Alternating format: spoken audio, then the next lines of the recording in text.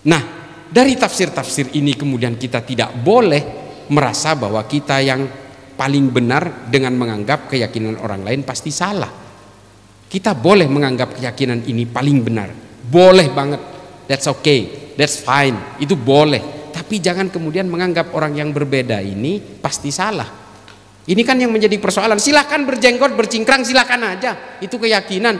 Tapi jangan pernah punya pikiran untuk menganggap orang lain yang berbeda ini pasti kafir dan pasti salah. Dan jangan pernah menghancurkan NKRI, jangan pernah mengkhianati Pancasila. Ini yang jadi masalah kan.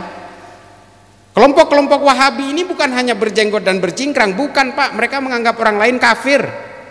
Mereka melakukan klaim-klaim kebenaran. Mereka menganggap orang NU ini orang yang terkontaminasi ajaran-ajaran Hindu dan sebagainya. Bismillahirrahmanirrahim. Assalamualaikum warahmatullahi ta'ala wabarakatuh. Allahumma salli ala Sayyidina Muhammad wa ala ali Sayyidina wa maulana Muhammad. Yang saya hormati Rais Syuriah PCNU Solo Al-Mukarram, Pak Kiai Sofwan. Yang saya hormati dari PCNU Ketua FKUB Pak Kiai Masyuri, dan mohon maaf saya tidak bisa menyebutkan satu persatu kepada teman-teman dari Banom NU dan dari organisatoris NU seluruh raya. Yang saya hormati para alim, para ulama, para masyaikh, para habaib, kalau ada yang habaib, para asatid dan siapapun yang ada dalam majelis ini feedback. Perkenalkan, saya Islah Bahrawi, Pak. Saya mungkin banyak saudara-saudara saya di sini, saya asli Madura. Saya nggak mau dipanggil Gus itu bukan apa, karena yang kiai itu kakek saya. Bapak saya ini ya orang biasa lah. Bapak saya orang biasa, dia meskipun dia juga seorang ahli thorikoh, tapi dia bukan kiai, dan tidak pernah juga bapak saya itu dipanggil kiai, dipanggil lora juga tidak pernah. Saya betul-betul terdidik sebagai orang yang menyadari bahwa sebagai seorang manusia yang pendosa kita tobat setiap hari, Pak, tapi dosanya juga diproduksi setiap hari, sengaja atau tidak sengaja. Makanya saya menolak untuk disebut. Saya ke Pak Kiai Sofwan, saya sering bilang, Pak, jangan panggil saya Kiai, karena nanti kaget kalau saya ngelihat saya pakai celana pendek, apalagi pakai sempak waktu berenang. Waduh. Jadi tolong ya, bukan saya nggak mau dihormati, karena manusia ini kan sebenarnya suka dihormati, cuma kadang-kadang kan suka pura-pura gitu. Tapi saya betul-betul anggap saya sebagai seorang biasa. Saya gini aja ya, dan tolong anggap saya sebagai santri sampai mati, karena saya belajar dari mana-mana.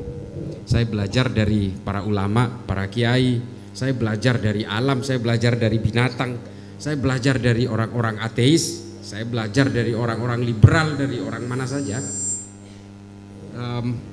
Ini memang sangat unik, karena saya betul-betul mencintai ilmu. Saya sangat mencintai ilmu, jadi semua saya pelajari. Bapak Ibu sekalian yang dimuliakan Allah, jadi saya betul-betul mengapa saya menganggap saya santri sampai mati, karena saya memang sampai kapanpun hidup saya ini belajar, dan saya mempelajari dari manapun, termasuk dari mempelajari dari dosa-dosa saya.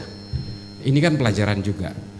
Tapi kakek saya memang seperti yang diceritakan tadi oleh Gus moderator, kakek saya memang termasuk generasi santri terakhir dari Syekhona Khalil, satu angkat mati ini. Satu angkatan dengan Allah yarham Kiai As'ad Samsul Arifin Sukorjo, Asem Bagus, satu kamar bahkan. Dan banyak sekali pelajaran-pelajaran dari kakek saya waktu itu yang menginfluence saya, sehingga saya belajar kitab Ad-Jurumiyah Ibnu Ajurum itu. Saya dari sejak umur 6 tahun sebelum saya masuk SD, saya sudah diajari tentang jurumiyah oleh kakek saya. Saya belajar kitab-kitab ke-NU-an yang identik dengan NU tradisional zaman dulu, ya termasuk Sulamut Taufik, Sulamud Diniyah, Safinatun Najah, itu hampir setiap hari plus pecut-pecutnya. Kakek saya ini pada satu sisi untuk urusan keilmuan memang disiplin. Saya belajar tajwid juga kepada nenek saya, kepada paman saya. Ya artinya saya memang tidak pernah keluar dari rumah saya, sehingga akhirnya saya mondok di Pondok Pesantren Syekhona Khalil kepada cicitnya Syekhona Khalil, Allah yarham, Ki Abdullah Syekhona Khalil bin Abdul Latif. Tapi kemudian saya kuliah ke Jakarta. Setelah itu, nah ini yang kadang-kadang saya dianggap liberal. Saya kebalik, Pak Kiai. Saya kebalik. Orang belajar Islam itu ke Timur Tengah, saya justru ke Amerika, coba bayangin. Ini kan kebalik ini. Saya belajar di Zaituna Institute, belajar tentang sejarah dan filsafat Islam. Makanya saya sering membawakan kajian-kajian sejarah sebagai penghantar dari berbagai materi saya. Karena buat saya, kalau saya menghantarkan dalil-dalil, ini debatnya sampai kiamat nggak selesai, Pak. Tapi kalau soal sejarah, ini kan sangat terbatas. Siapa yang mau baca seharusnya ketemu. Sama seperti ketika saya membawakan siapa pembunuh Sayyidina Utsman. Ini saya didebat habis luar biasa, bahkan saya dikafir-kafirkan di YouTube. Karena saya mengatakan bahwa yang terlibat membunuh Sayyidina Utsman itu adalah Muhammad bin Abu Bakar, putranya Sayyidina Abu Bakar. Banyak yang nggak terima dengan memberikan literatur sejarah yang justru munculnya di abad ke-14. Padahal kitab-kitab tarikh seperti yang ditulis oleh Imam As-Suyuti dalam Tarikhul Khulafa mengatakan Muhammad bin Abu Bakar terlibat. Saya mendasar kepada kitab ini. Lah, masa saya yang salah? Masa yang dikafirkan saya? Sementara tafsir-tafsir Al-Quran dari Imam As-Suyuti dipakai. Sementara tarikhnya ditolak, kan anomali. Ini kan sejarah ini tidak bisa didebat karena semua punya rujukan yang sama. Kalaupun ternyata nanti beberapa abad kemudian ada yang mengubah isi sejarah itu, biasanya dipengaruhi oleh kepentingan-kepentingan politik. Ada yang berusaha menyembunyikan sejarah, sama seperti G30 SPKI yang berusaha diubah oleh Soeharto. Kalau kita baca bukunya versi Soeharto dan baca bukunya versi Cornell Paper dari Ben Anderson, beda. Apalagi kita belajar dari kesaksian Kolonel Abdul Latif dalam pledoinya di Mahkamah Militer tahun 78. Jauh berbeda. Ini soal sejarah. Sejarah ini memang selalu berusaha diubah oleh para pemenang, oleh para penguasa. Nah, saya tidak perlu membantah, ya silakan aja baca Tarikhul Khulafa. Di situ menyatakan ya Muhammad bin Abu Bakar kecewa kepada Sayyidina Utsman karena tidak jadi ditunjuk sebagai gubernur Mesir. Kalau dia kemudian menjadi korban fitnahnya Marwan bin Hakam, itu lain cerita. Tapi Muhammad bin Abu Bakar, meskipun dia putranya Sayyidina Abu Bakar, ya kita harus mengantarkan sejarah itu. Dia terlibat meskipun bukan eksekutornya, tapi eksekutornya adalah dua orang Mesir yang menikam Sayyidina Utsman ketika sedang menulis Al-Quran. Sedang menulis Al-Quran. Dibunuh karena persoalan politik. Ini silahkan bantah saya, tapi baca dulu Tarikhul Khulafa. Ini jelas. Saya tidak ada niat untuk mendiskreditkan apapun. Bagi saya, setelah kenabian, sifat maksum itu sudah tidak melekat kepada manusia. Para sahabat setelah itu, ya dia melekat dengan kemanusiaannya tanpa sifat-sifat maksum. Dia bisa berbuat kesalahan. Ya ini fakta sejarah. Dan yang membunuh dan yang terlibat konspirasi politik di Madinah awal pasca Nabi Muhammad wafat, ya ini juga para sahabat juga kok. Perang Jamal, perang Siffin, meskipun ini dikatakan sebagai korban fitnah, faktanya mereka berperang sesama orang Islam.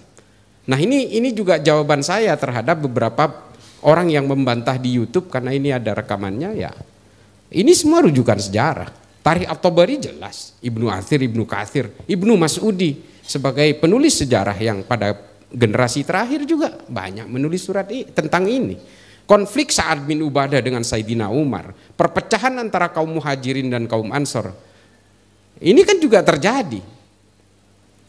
Tapi kan kita selama ini kan memang terlalu sibuk menyembunyikan sejarah-sejarah yang nggak nyaman. Ini selamat datang Kiai. Mohon maaf ya. Roisyur ya. Salam takdim saya, Sukoharjo. Waduh, ini saya cerita sedikit nanti soal Sukoharjo ini.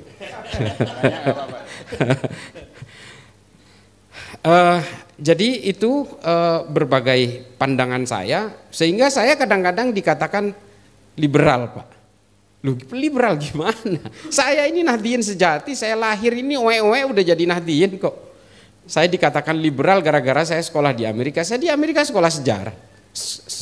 Sekolah tentang filsafat Islam, pemikiran-pemikiran Ibnu Sina, Al-Biruni, Al-Kindi, Al-Hawarizmi, Imam Ghazali, Ibnu Rushd, Jalaluddin Rumi, semua saya pelajari.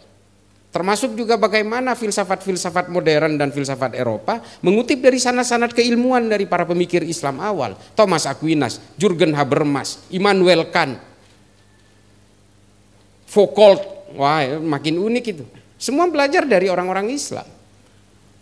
Dan saya dikatakan liberal karena saya mengatakan, nah ini yang paling sering dibantah ini. Saya sering mengatakan bahwa sunnah itu kalau mendatangkan mudorot nggak usah dikerjakan. Karena sunnah secara logika harusnya maslahat. Apa contohnya? Saya ditantang begitu. Poligami. Kalau mudorot bisa mengguncang dunia persilatan ya nggak usah dilakukan. Daripada kita dicaci maki tiap hari sama istri kan, berbohong sana sini. Ini saya mengatakan seperti itu. Ya saya dikatakan liberal ya nggak apa-apa.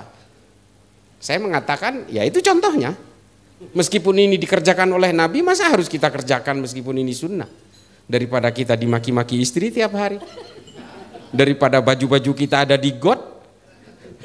Ya kan? Nah apalagi kayak saya ini, saya jarang pulang ke rumah karena keliling seluruh Indonesia. Wah bisa-bisa saya jarang ngelonin istri Pak. Sampai ke rumah saya, nanti istri saya tiba-tiba daftar ke KUA, mati kita. Sementara saya anti poligami coba. Nah hal-hal seperti ini yang kadang-kadang distigmakan ke saya. Karena saya itu harus dijadikan musuh bersama. Saya hanya ingin memberikan gambaran nyata kepada kita bahwa positif, soheh, NU itu menjadi sasaran dari berbagai ideologi transnasional termasuk Salafi Wahabi, kelompok-kelompok pengusung khilafah, dan juga kelompok-kelompok Haroki Ikhwanul Muslimin. Ini kita berusaha dipecah belah Pak, termasuk yang sesama NU sekalipun. Termasuk yang ubudiyahnya sama dengan orang-orang Nahdien yang sama-sama maulidan, sama tahlilan, sama juga ziarah kuburnya sama. Itu dipakai oleh mereka dengan menggunakan entitas habaib. Kita dipecah belah. Ini kan banyak ini saudara-saudara saya dari Madura. Hari ini ulama-ulama NU dicaci maki oleh sesama ulama NU karena yang satu pengurus PCNU, pengurus MWCNU, yang satu pengurus FPI. Iya kan? Pengurus FPI, ex-FPI, uang ngeluarin celurit Pak, diputar-putar. Yang ditantang apa? Orang NU juga. Yang mempersekusi rumahnya Bapak Mahfud MD di Pamekasan itu, ya orang-orang NU juga. Ini yang harus kita gambarkan hari ini. Dan kita digerus satu persatu, sedikit demi sedikit supaya kita betul-betul menjauh dari Nahdlatul Ulama. Karena terbukti hanya Nahdlatul Ulama yang mencintai negara ini. Kalau Nahdlatul Ulama itu ambisi ingin menguasai negara ini, oh sejak dulu Pak, nggak jauh-jauh. Ketika PKI merajalela, itu yang dipersekusi adalah kiai-kiai dan santri NU. Tapi setelah itu melakukan serangan balik, ya ulama-ulama NU dan santri NU juga.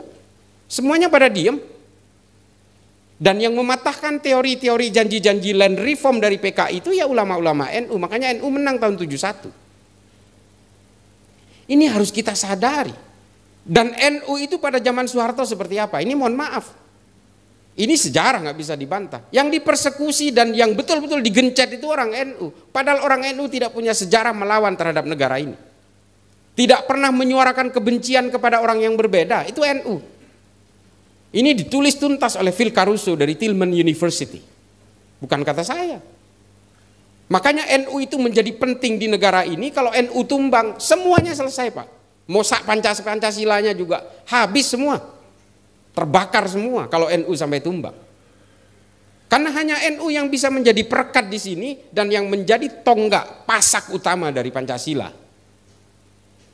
Itu di daerah-daerah minoritas seperti di Sulawesi Utara, di NTT, di Papua, hanya NU mereka ini yang welcome. Mereka diterima kalau NU. Kalau bukan NU, oh jangan dulu. Saya mengalami itu karena saya keliling kemana-mana. NU itu adalah garansi untuk pemersatu umat seluruh manusia yang berbeda-beda. Nah, mereka paham ini. Orang-orang pengusung ideologi transnasional ini paham bahwa NU ini menjadi penting. Makanya kita digrogoti satu persatu, dipecah belah satu sama lain. Dan kita nggak pernah dibiarkan hidup tenang-tenang gitu. Sampai presiden kita, Gus Dur misalnya. Ini kan entitas mewakili representasi NU menjadi presiden. Ketika dia diturunkan secara inkonstitusional, ada nggak orang NU yang memberontak ke negara ini? Nggak ada. Apakah datang seperti 212 mengepung Monas Limin menjadi Monas Limin? Apakah kita kemudian membanjiri Monas untuk memprotes penurunan Gus Dur? Nggak ada. Gus Dur mengatakan, bangsa ini harus lebih disayangi daripada saya. Dan tidak ada jabatan yang harus dipertahankan mati-matian. Itu loh NU. Nggak ada. Nah, karena NU ini kemudian menjadi penting di dalam negara ini, menjadi perekat dari Muhammadiyah dan berbagai organisasi keagamaan di negara ini, menjadi perekat dari berbagai lintas keimanan di negara ini. Ini kemudian menjadi sasaran utama, Pak, dari berbagai operasi intelijen, dari berbagai pihak. Tolong dipahami. Operasi intelijen ini licik, Pak, halus. Mereka jejalkan orang yang mengaku sebagai Nahdliyin tapi sebenarnya ngombok-ngombok dari dalam, membentuk organisasi tandingan dan sebagainya. Ini sebagai upaya untuk memecah belah NU. Seorang pemikir Kristen dari Libanon namanya Philip Hurri Hitti. Judul bukunya The Story of the Arabs. Kisah bangsa Arab. Orang Eropa pernah menyusupkan 25 orang Kristen untuk dikonversi menjadi Islam, termasuk di Indonesia namanya Snuk Horgronya. Ini ditulis oleh Philip Hurri Hitti. Philip Hurri Hitti, bukan Kitty. Dia menulis hanya untuk mencari kelemahan-kelemahan orang Islam. Dan ternyata betul, orang Islam itu paling mudah dihasut untuk dipecah belah ketika dia diberikan dengan kepentingan-kepentingan politik. Dan hari ini kepentingan politik itulah yang mencerai-beraikan kita. Persoalan-persoalan politik. Oh, orang NU ini gemarnya itu menghormati para habaib. Dibuatlah sosok habaib. Dipecah belah dari dalam. Selesai kita, Pak. Hari ini yang menjadi kerikil dalam sepatunya NU ya kelompok-kelompok FPI ini. Amaliyahnya sama, ubudiyahnya sama, tujuan politiknya yang berbeda. Ini saya berani kayak gini karena direkam. Kalau nggak direkam saya agak adem, Pak. Dan hari ini betul-betul membangun militansi yang luar biasa yang keluar dari rel dan keluar dari basis-basis tasawuf dari ulama-ulama NU. Dari dulu ulama NU ini sudah mengajarkan kamu jangan membenci. Kalau ulama-ulama NU ini pada zaman dulu pasca kemerdekaan ini punya ambisi politik, nggak mau menerima Pancasila, jelas nggak bakal mau. Dia akan memaksakan faham-faham Islam sesuai dengan pemikiran-pemikiran Nahdlatul Ulama. Tapi apakah orang Muhammadiyah mau terima? Apakah orang Persis mau terima? Dengan pemikiran-pemikiran fikih yang berbeda. Ulama-ulama NU, Mbah Hasyim dan sebagainya, ini menyadari semua ini. Lalu dibuatlah satu perekat yang menurut Ibnu Khaldun dalam Al-Muqaddimah sebagai Al-Asobiyah. Kesepakatan bersama. Kalau satu kelompok entitas memaksakan kehendaknya atas kelompok yang lain, negara itu tidak akan berdiri. Ulama NU menyadari ini. Meskipun NU sangat mayoritas pada saat itu, Islam juga sangat mayoritas di situ, orang-orang ulama-ulama NU, oh bisa saja, bisa mendikte negara ini. Mau diarahkan kemana negara ini. Sangat dominan ketika itu. Tapi tetap menerima Pancasila karena semua berjuang untuk kemerdekaan negara ini. Itu loh hebatnya ulama NU. Dan kita hari ini betul-betul ingin digrogoti dari dalam, dipecah belah atas nama apa? Khilafatu min hajin nubuwah. Politisasi agama ini, Pak. Politisasi agama. Semua ideologi transnasional itu semua punya tujuan politik. Semua punya tujuan politik itu. Termasuk kelompok-kelompok Salafi Wahabi, mustahil nggak punya tujuan politik. Ini produknya kemarin meledak di Bandung itu. Dan Solo ini saya mau cerita Solo ini. Kita geser sedikit ke Solo lah, biar sedikit adem. Tapi nggak adem juga sebenarnya. Habis hujan. Oh, habis hujan.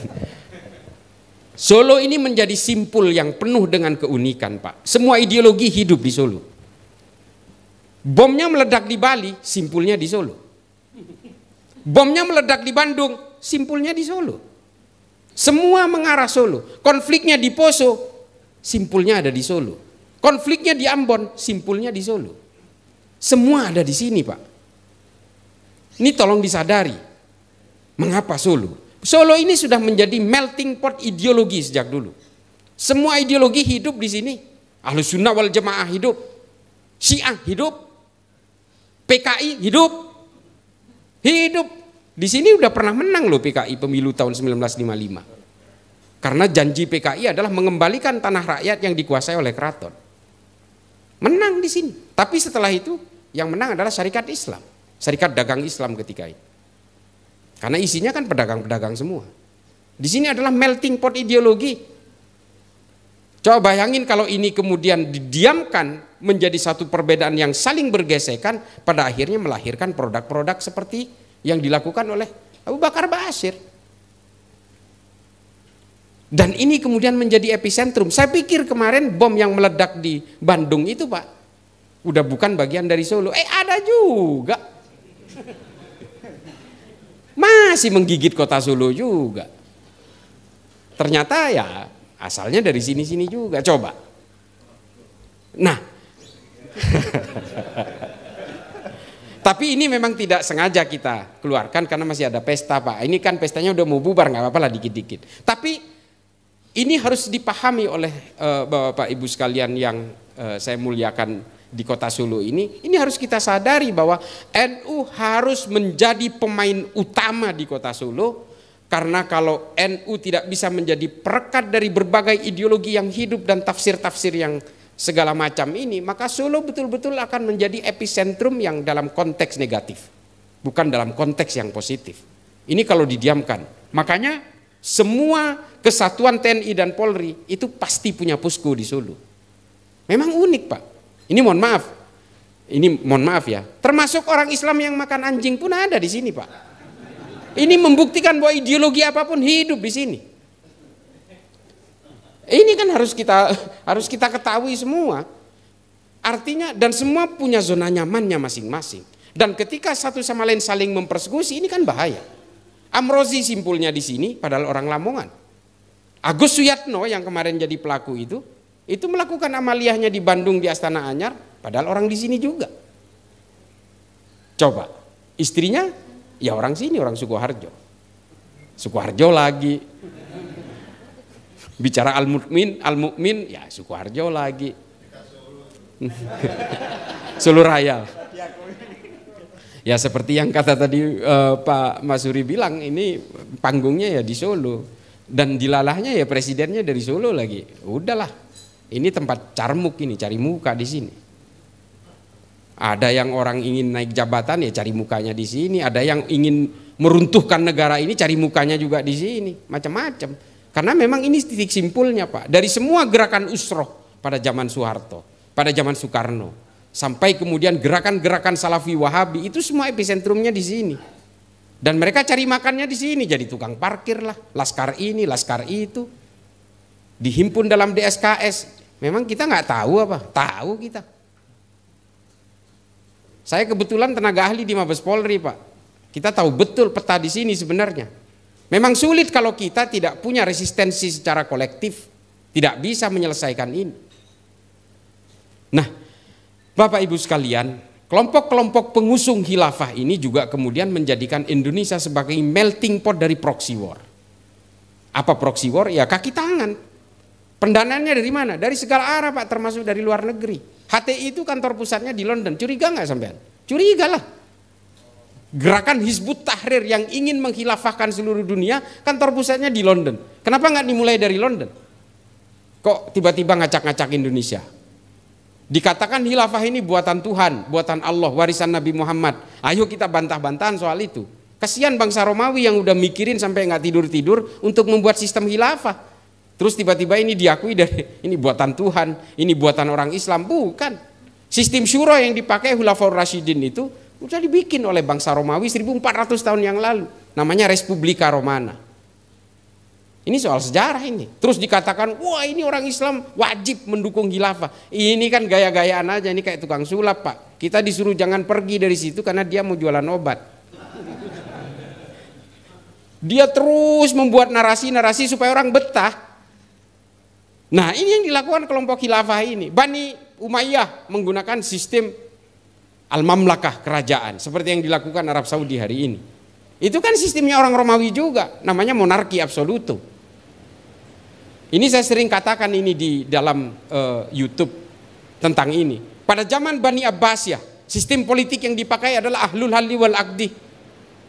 Ini dari Tuhan atau bikinan umat Islam? Bukan, ini bikinan orang Romawi ketika menguasai kekaisaran Bizantium. Namanya Concilium Plebis. Sama persis, cuma yang ini versi Islam, yang ini versi Romawi. Gitu aja. Terus dibilang ini bikinan Tuhan. Enggak. Ini hanya cara-cara politisasi agama aja. Karena kalau menggunakan agama mudah menipu orang.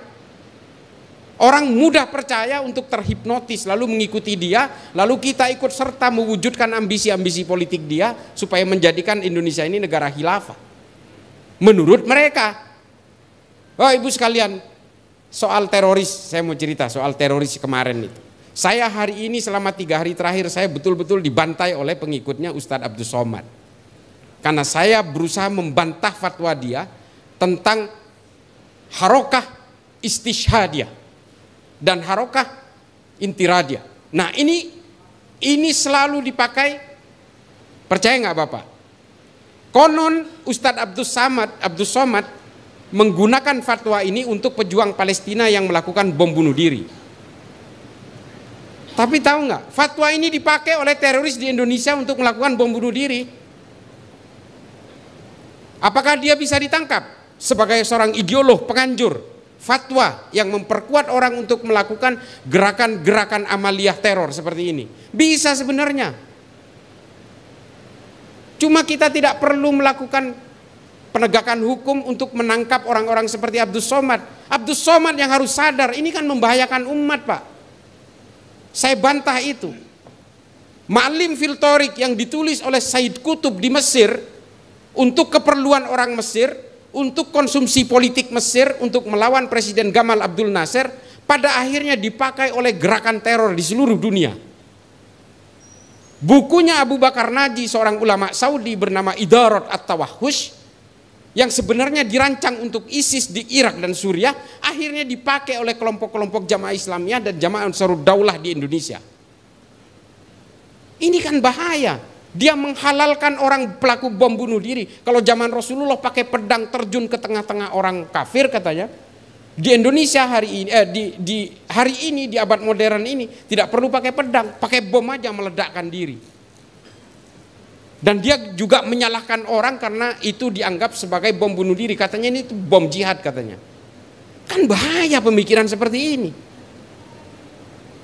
Ini loh kalau kebanyakan ceramah tapi sambil memelihara Harley Davidson.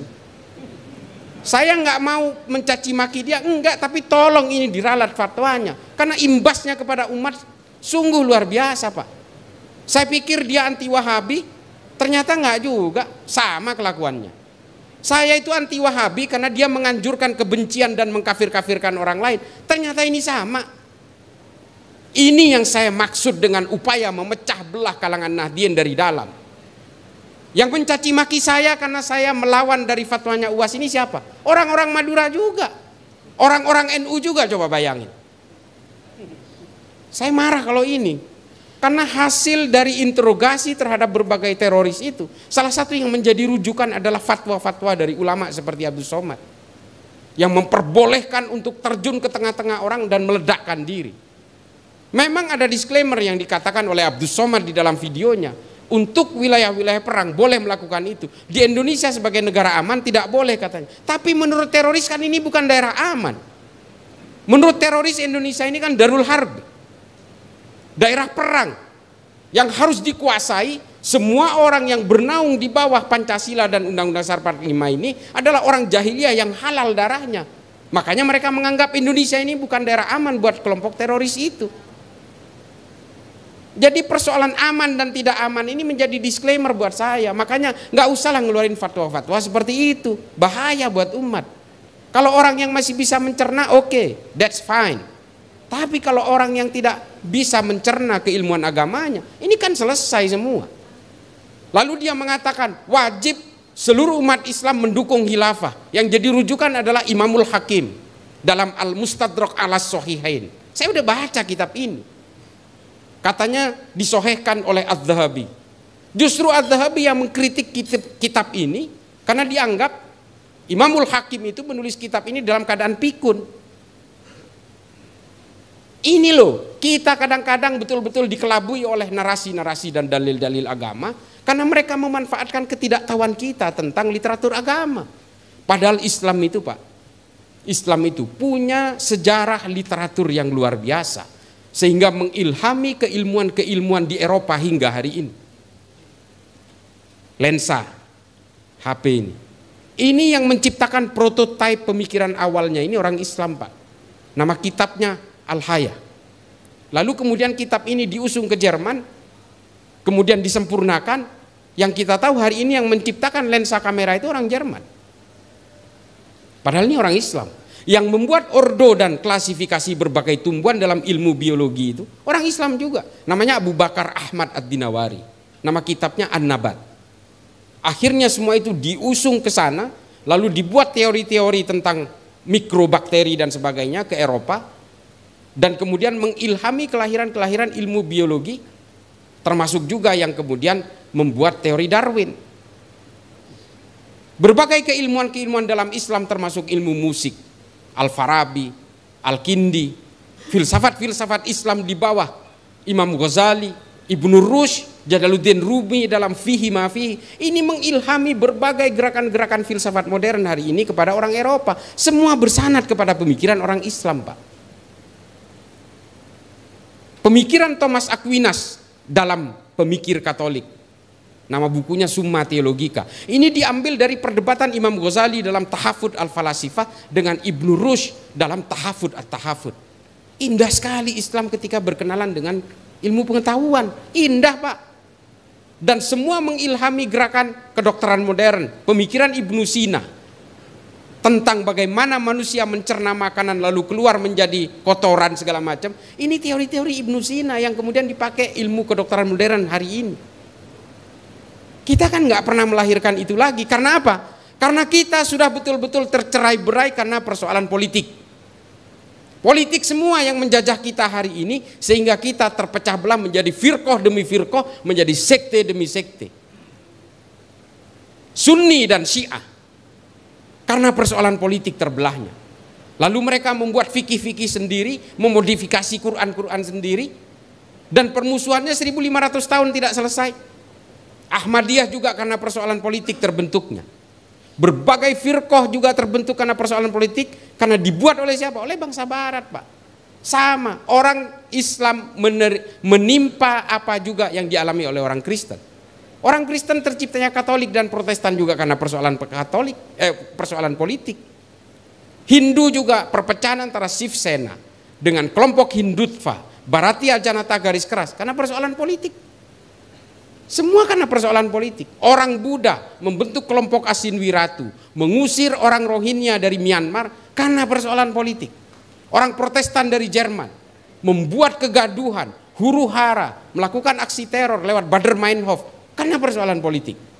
Baske di Jerman, white supremacy di Amerika, Ku Klux Klan di Amerika, FARC di Amerika Selatan karena persoalan politik. Semua agama-agama ini dibuat luluh lantak karena persoalan-persoalan politik. Termasuk NU hari ini di Indonesia. Karena ini menjadi satu bejana bagi terciptanya berbagai perbedaan, lalu kemudian NU menjadi sasaran tunggal dari berbagai operasi pemecah belahan di negara kita. Saya bantah ini, kalau ada yang berusaha membantah saya. Ini semua soheh, temuan-temuan Phil Caruso dari Tillman University ini betul adanya. Menurut Phil Caruso, kalau NU ini tumbang, Muhammadiyah, organisasi-organisasi keagamaan lain, ini mudah sekali. Organisasi-organisasi keagamaan yang moderat mudah sekali untuk ditumbangkan juga. Nah, melihat ini kemudian berbagai gerakan-gerakan power global, kekuatan-kekuatan global dari negara barat melakukan operasi-operasi pemecah belahan ini. Ada NU garis lurus, NU garis miring, NU garis lucu, enggak itu teman, janganlah, itu teman saya. Ini kayak gini-gini, ini kan upaya pemecah belahan semua. Belum dari kalangan oknum habaib. Pak, kalau berbicara tentang penghormatan kepada habaib, hanya ulama NU yang menyuruh kita itu untuk menghormati para habaib. Di negara lain biasa aja tuh ketemu habib. Serius, saya udah berkeliling Pak ke banyak negara. Saya ke Afrika berkali-kali, ke Asia Selatan, Asia Tenggara, Asia Amerika Selatan. Saya tinggal di Amerika 5,5 tahun. Semua biasa aja, hanya di Indonesia. Karena apa? Karena kita memang diminta oleh ulama-ulama NU untuk membangun kecintaan kepada Nabi, harus menghormati zuriyah Nabi. Ini diajari kepada kita semua. Tapi hari ini apa? Oknum-oknum habaib justru mencaci maki ulama NU. Kurang ajar nggak? Kurang ajar. Kita hari ini masih takdim kepada para habaib karena melihat para habaib yang tawaddu, yang masih berbasis tasawuf, Habib Lutfi, Habib Syekh, Habib-habib dari tapal kuda yang betul-betul menginginkan kita supaya kita betul-betul hablum minan nas, hablum minallah, kita betul-betul menjunjung tinggi kemanusiaan, kita betul-betul harus menciptakan kedamaian, rendah hati dan sebagainya. Karena kita masih melihat para habaib yang tawaddu itu. Habaib-habaib yang arogan, ini mohon maaf, saya membedakan antara habaib dan kelakuan. Saya membedakan itu. Ini kan persoalan moral manusia, Pak. Manusia ini semua pendosa. Orang yang merasa paling suci itu paling sibuk menutup segala dosanya. Ini kan logika dasar. Semua manusia ini punya takdir yang sama, punya kelakuan baik dan kelakuan buruk. Ketika manusia itu gagal mengalahkan dirinya, dia akan sibuk mengalahkan orang lain. Ini loh, ini fihi ma fihi, ini Jalaluddin Rumi. Dan ini diajarkan oleh kiai-kiai saya, karena berbasis tasawuf. Dan ketika orang merasa paling suci, dia pasti akan sibuk menutup segala celahnya, menutup segala cacatnya. Kita nggak perlulah merasa paling suci, kita ini nggak punya sifat maksum kok. Kita bagaimana caranya kita menghargai manusia lain, kita menghargai dan membentuk perdamaian di antara seluruh umat manusia. Ini kan ajaran-ajaran kitab-kitab NU, Al-Mujalasah wa Jahirul Ilmi. Irsyadul Ibad juga menulis itu, bahwa kita betul-betul harus bertumpu kepada kemanusiaan. Habib Ali Al-Jufri, Al-Insaniyah Qabla Tadayyun, itu mengatakan sebelum kamu mengenal agama, kenali dulu kemanusiaan. Kalau enggak, kamu itu akan arogan. Arogannya akan mengalahkan konsep-konsep ketuhanan. Kamu akan merebut wilayah-wilayah ketuhanan. Kamu akan sombong karena agamamu. Ini Habib Ali Al-Jufri. Dan diterbitkan dalam berbagai bahasa. Al-Insaniyah Qabla Tadayyun, Humanity Before Religiosity. Saya punya dua, versi Arab sama versi bahasa Inggrisnya. Dan gak ada yang menerjemahkan ke bahasa Indonesia. Saya heran juga, padahal buku ini luar biasa ini. Cuma 21 halaman, silakan baca Bapak Ibu sekalian, mungkin ada yang udah baca. Kita ini kan semua beragama karena keturunan, Pak.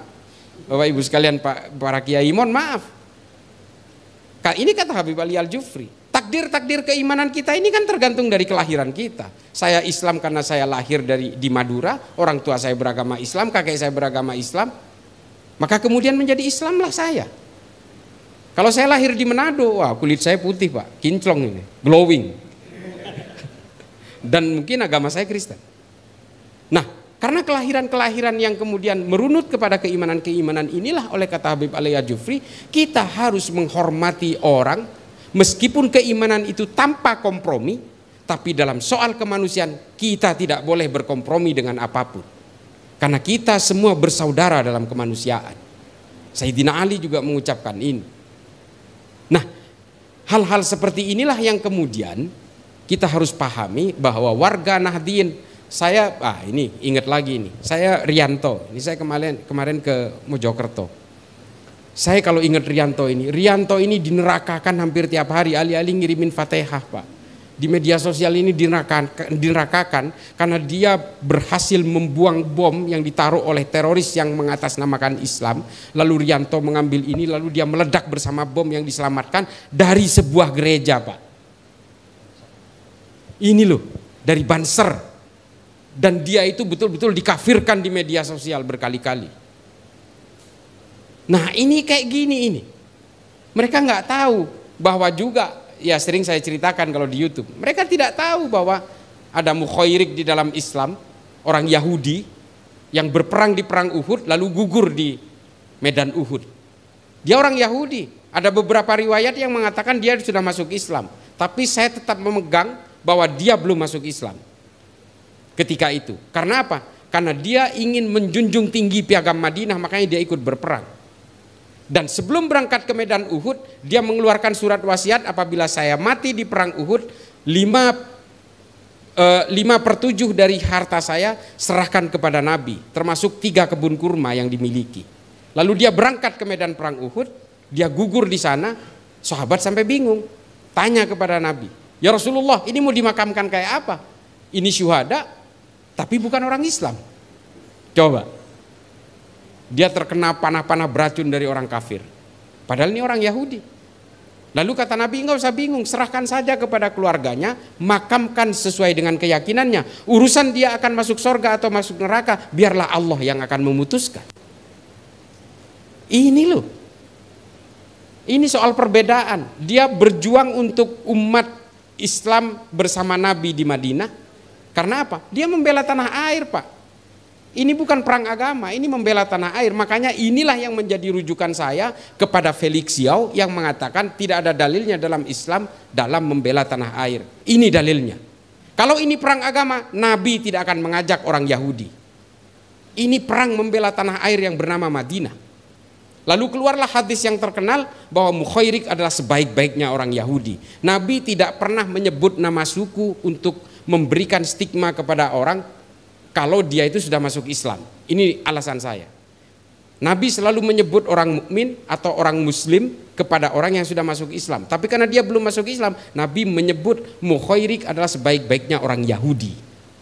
Karena dia belum masuk Islam. Lalu kemudian harta yang diwariskan oleh mukhairik kepada Nabi, Nabi membuat Baitul Mal pertama di Madinah untuk menyantuni para janda perang dan anak-anak yatim korban perang.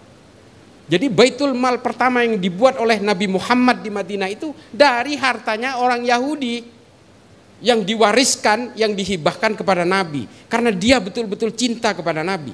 Mukhairik ini adalah pemimpin agama Yahudi, rabinya. Karena pertempuran Uhud itu hari Sabtu, Mukhairik pun berpikir dan pamitan kepada keluarganya, saya harus ikut berperang bersama Nabi. Mukhairik, kamu kan tahu ini hari Sabtu. Hari Sabat itu bagi orang Yahudi itu hari terlarang untuk keluar rumah. Tapi kata Mukhairik, tidak, saya harus keluar membantu Nabi. Karena Nabi adalah pemimpin di kota ini, di negara ini. Nabi sudah betul-betul menghargai hak dan kewajiban seluruh warga Madinah ini meskipun berbeda keimanan. Dia hanya berpegang kepada piagam Madinah. Kemudian Mukhairik memaksa keluar dan betul-betul tewas di situ, gugur di situ. Nah, cerita-cerita gini kan nggak pernah, jarang kita dengar. Saya menyampaikan ini aja banyak yang protes. Kamu jangan jadi antek Yahudi katanya. Buset. Dan yang ngomong begini salah satu pengurus PCNU di Bangkalan. Saya dianggap ngarang. Ini yang kurang baca saya atau mereka gitu. Nah ini kayak begini kan jarang. Saya dibilang kamu itu terlalu liberal sehingga orang Yahudi pun kamu hargai. Ini bukan menghargai Yahudi, ini menghargai kemanusiaan. Nah, saya tadi malam saya ikut serta dalam acaranya Buya Syakur Yasin. Ini sama ini. Buya Syakur dan saya ini sering dianggap sebagai liberal. Ini sering dituding seperti itu. Padahal dua-duanya Nahdliyin sejati. Dan yang nuding liberal ya orang-orang Nahdliyin juga. Kami membahas soal surat-surat dalam Al-Quran yang dijadikan dasar oleh kelompok-kelompok jihadis untuk pelaku bom bunuh diri. Salah satunya adalah surat At-Taubah ayat At-Taubah ayat 29, At-Taubah ayat 41. Nah ini kan yang sering disalahgunakan oleh sebagian orang Islam untuk melakukan amalia-amalia teror, pelaku bom bunuh diri atas nama agama. Padahal ayat At-Taubah ini memang unik. Dia turunnya pada tahun ke-9 Hijriah. Dia menjadi surat yang ke-9 dan jumlah ayatnya 129. Banyak angka 9 di situ. Ini seolah-olah Tuhan mau main kiu-kiu ini. Tapi yang harus kita ketahui adalah surat At-Taubah ini turun pasca perang Tabuk. Ini nih. Di situ memang masa-masa perang ketika utusan Nabi dibunuh oleh orang kekaisaran Bizantium. Nabi betul-betul marah di situ karena utusan yang dikirim kepada Raja Heraklius itu dibunuh di situ oleh salah satu dari kelompok Kristen namanya Bani Udrah. Nah, Nabi betul-betul marah sekali di situ, lalu jadilah perang Tabuk. Dan kelompok Heraklius ini adalah orang yang kemudian bersatu dengan kelompok Kristen dari Persia untuk melakukan perlawanan terhadap orang Islam, dan terjadilah perang Mu'tah. Setelah perang Mu'tah berlanjut ke perang Tabuk, turunlah ayat ini. Ayat-ayat perang bos dipakai di hari damai kayak gini. Semua orang ingin dibunuh. Dan ini dipakai oleh mereka yang hanya menerjemahkan secara tekstual tanpa pernah melihat posisi-posisi, circumstances dan kontekstualnya. Dia tidak tahu kapan surat itu turun, dia terjemahkan aja sepolos-polosnya, lalu semua orang ini yang berbeda dengan dia dianggap musyrik, perangi, bunuh mereka, intai mereka. Ini kan yang menjadi rujukan. Nah, tahu nggak surat ini? 3 surat ini ditemukan di dalam tersangka pelaku bom bunuh diri kemarin di Bandung. Makanya kita bahas tadi malam dengan Buya Syakur. Ini. Dan saya mau pertegas sekali lagi, fatwa-fatwa seperti yang dilakukan oleh Abdus Somad tentang harokah istishadiyah inilah yang juga dipakai oleh mereka. Nanti akan ada pembuktiannya. Dipakai oleh kelompok Jamaah Ansarud Daulah di dalam setiap kontennya. Semua fatwa-fatwa dari Abdus Somad tentang jihad istishadiyah ini dipakai oleh orang-orang JAD untuk membuat kontennya di Telegram. Kita sudah temukan itu. Merasa berdosa nggak Abdus Somad? Harusnya merasa berdosa. Dia telah menggiring orang untuk terbunuh di Bandung, menggiring orang untuk terbunuh di Makassar. Dan sampai saat ini dia hanya mengklarifikasi bahwa fatwa ini untuk menjawab pertanyaan orang pelaku bom bunuh diri di Palestina. Dia hanya mengklarifikasi kejadiannya, bukan mengklarifikasi fatwanya. Ini kan bahaya kayak gini. Saya diserang hari ini, diancam hari ini, hanya gara-gara membantah pernyataan dari fatwanya Somad ini. Saya tantang sekarang, ayo kita gelut. Gak apa-apa. Saya hanya ingin menyelamatkan umat. Wallahi, saya nggak cari duit pak. Saya dibilang di media sosial, ini selalu menyerang Abdus Somad karena iri Abdus Somad banyak duitnya. Ya Allah, orang disangkain lapar semua kali. Ini saya pertegas, saya nggak cari duit di sini. Tanyakan kepada para kiai, ketika beliau mengundang saya, syaratnya satu, jangan saya kasih honor. Ini satu syaratnya kiai, jangan kasih honor saya. Saya jangankan diundang oleh PCNU atau PWNU atau diundang pesantren, kampus atau masjid. Saya diundang TV aja nggak minta honornya. Nggak mau saya. Saya tidak mau menjadi korban industri berita. Wallahi, saya diundang. Saya berbicara berkali-kali soal terorisme peristiwa Bandung ini. Diundang iNews, Kompas dan sebagainya. Ketika dia nanyain rekening, nggak usah bayar saya. Ilmu saya itu gratis, sak gratis-gratisnya. Sampean gak usah baca buku, saya yang baca, sampean dengerin aja. Baca buku berat bos. Saya 1000 halaman loh per bulan, 250 halaman per minggu. Hidup saya itu sama buku. Saya di mana-mana baca buku. Dari hotel saya, dari Grand Mercure tadi ke sini, saya masih baca buku. Ada beberapa bagian paragraf yang saya tidak boleh lupa. Hari ini mau tahu yang saya baca? Yang saya baca adalah salah satu buku pemikiran ateis pertama di dalam dunia Islam. Namanya Az-Zulumiyah yang ditulis oleh Abul A'la Al-Ma'arri. Ateis itu bukan pemikiran orang Eropa, Pak, pemikiran orang Islam pertama kali. Yang punya pemikiran tidak percaya Tuhan ini adalah Abul A'la Al-Ma'ari, Ibnu Al-Mukaffa, Abu Bakar Ar-Razi. Betapa hebatnya, bukan hebat ya dalam konteks ini, pemikiran-pemikiran dan keilmuan Islam itu menjadi luar biasa, baik yang negatif maupun yang positif, baik yang memperdalam kita kepada kepercayaan-kepercayaan tauhid dan akidah, sampai kepada orang-orang yang melanggar akidah sekalipun, yang murtad sekalipun, dilahirkan oleh kita. Karena kita memang hidup dengan keilmuan-keilmuan yang luar biasa. Dan kemudian mengilhami pemikiran Ernest Bloch, Feuerbach, Marx, Darwin dan sebagainya. Yang kemudian juga nggak percaya Tuhan pada akhirnya. Sanadnya kepada siapa? Pemikir Islam. Sampean kalau baca kitab-kitabnya Abu Bakar Razi, sakit Pak hati kita. Dia betul-betul seolah-olah membuktikan bahwa Tuhan itu nggak ada, Nabi itu pembual, Al-Quran ini adalah kecap, bukan wahyunya dari Allah dan segala macam.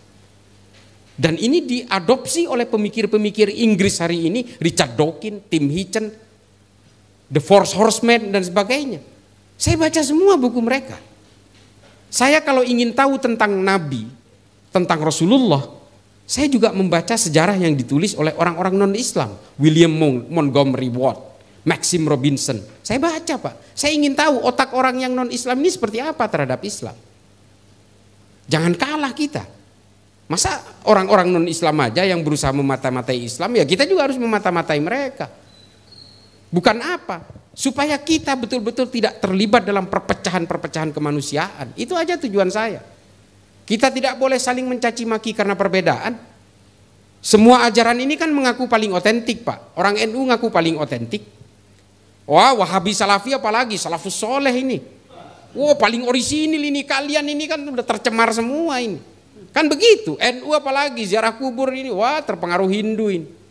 Semua mengaku paling otentik. Padahal kita semua ini kan beragama karena katanya kan. Semua katanya ini.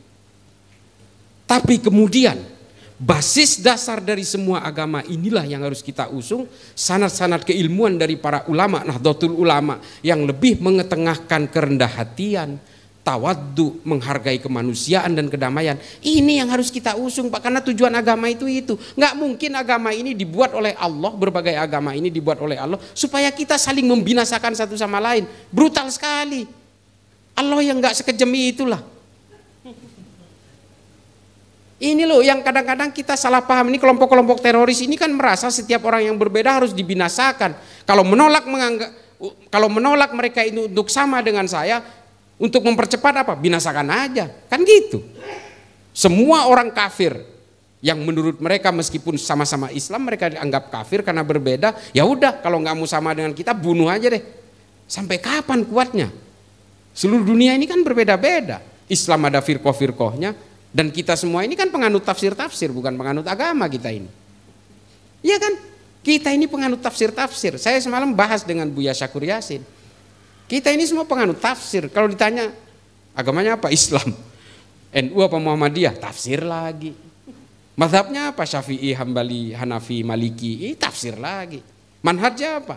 Sunni, Ahlussunnah wal Jamaah, Wahabi, Salafi. Ini tafsir lagi. Ijtihadnya siapa yang dipakai? Albani, Abdullah bin Bas. Ini kan tafsir-tafsir semua. Nah, dari tafsir-tafsir ini kemudian kita tidak boleh merasa bahwa kita yang paling benar dengan menganggap keyakinan orang lain pasti salah. Kita boleh menganggap keyakinan ini paling benar. Boleh banget. That's okay. That's fine. Itu boleh. Tapi jangan kemudian menganggap orang yang berbeda ini pasti salah. Ini kan yang menjadi persoalan. Silahkan berjenggot, bercingkrang, silahkan aja. Itu keyakinan. Tapi jangan pernah punya pikiran untuk menganggap orang lain yang berbeda ini pasti kafir dan pasti salah. Dan jangan pernah menghancurkan NKRI, jangan pernah mengkhianati Pancasila. Ini yang jadi masalah kan. Kelompok-kelompok Wahabi ini bukan hanya berjenggot dan bercingkrang. Bukan Pak, mereka menganggap orang lain kafir. Mereka melakukan klaim-klaim kebenaran. Mereka menganggap orang NU ini orang yang terkontaminasi ajaran-ajaran Hindu dan sebagainya. Ini jam itu ternyata mati ya. Aduh. Rusak semua acara saya ini. Iya. Jadi Bapak Ibu sekalian, para kiai, mohon maaf, saya kadang-kadang sok tahu ini di depan ini. Kadang-kadang saya dianggap, wah ini Cak Islah ini banyak literatur, ini pinter. Bukan Pak, saya cuma lebih dulu dari orang aja, lebih dulu tahu dari orang lain kadang-kadang. Ini yang kadang-kadang orang, wah ini cerdas. Enggak, saya ini sama, kita ini belajar semua. Tapi memang Pak, itu mobil saya itu setengahnya buku Pak. Semua kitab klasik saya baca, kitab apapun, klasik Islam saya baca, klasik Yunani saya baca. Karena saya nggak mau terpaku hanya pada satu buku lalu menganggap ini yang paling benar. Saya juga pernah terpapar Wahabi Pak. Saya pernah mengkafirkan Gus Dur. Gus Dur saya anggap sebagai antek-Zionis. Pernah waktu kuliah. Karena membaca Ma'alim fil Thoriq dan fi Dhilalil Qur'annya Said Qutb. Saya juga membaca Jahiliyatul Qarnin Islamnya Muhammad Qutb. Saya baca semua. Jihadiyah Tarbiyahnya Muhammad Azzam saya baca. Sehingga apa? Semua orang ini menjadi musuh saya. Saya enak sekali ngelihat logo NU itu. Saya sempat seperti itu. Ini apa? Ini ada tambangnya ini. Memang mau ngegeret apa? Betul. Saya mengkhianati pemikiran-pemikiran ulama terdahulu. Termasuk kakek saya hianati. Tapi kemudian saya berpikir, ya Allah, kalau saya ini terus begini, saya akan menjadi robot orang lain. Saya membaca buku sebanyak-banyaknya hingga akhirnya saya menulis salah satu buku saya yang pertama yang diterbitkan di Indonesia, namanya Islam dan HAM dalam Pandangan Nurholis Majid. Di situ saya betul-betul mempelajari pemikiran Nurholis Majid, Fazlur Rahman, Buya Syafi'i Ma'arif, Gus Dur dan sebagainya, sehingga otak saya terbuka. Saya menulis buku sudah 3 Pak, yang satu Sidewalk of Manhattan, ini terbitnya di Kanada, di Ontario. Yang kedua adalah Islam dan HAM dalam Pandangan Nurholis Majid. Yang ketiga adalah Intoleransi dan Radikalisme, Kuda Troya Politik dan Agama. Ini semua bisa dilihat di Gramedia. Bukan promosi enggak, karena kalau beli ya Gramedia juga yang kaya, saya biasa aja. Nah, ini yang ingin saya sampaikan kepada bapak-bapak ibu sekalian, para kiai, para ulama, para asatid.